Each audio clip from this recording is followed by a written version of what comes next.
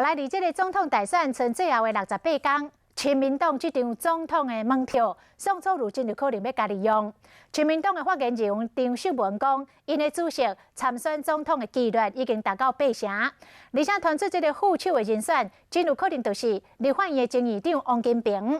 王金平嘛承认讲，两个人有见过面。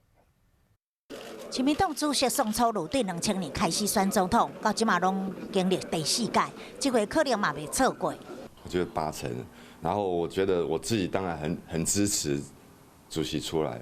主席第一还没有决定，第二，这个所谓的副手人选有很多人推荐。 传出宋楚瑜要甲亲民党这张门票落伫手，这个是为着亲民党的未来发展甲立委的选情，另外是要替选民找其他的出口。不过出来2城，和宋楚瑜到即马拢还未说分明的，就是副手人选。如果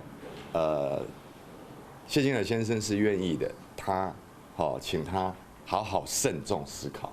那宋主席私下没征询过你的意见？也不能说没有哈，我们也的确有见过面。 话无讲死，因为双方2个人合作，分割选票，国民党恐惊占大宗。我觉得对总统的大局，应该对2方的阵营都有影响。就算宋楚瑜第3方的势力也未确定加入，但是无定只剩时间的问题。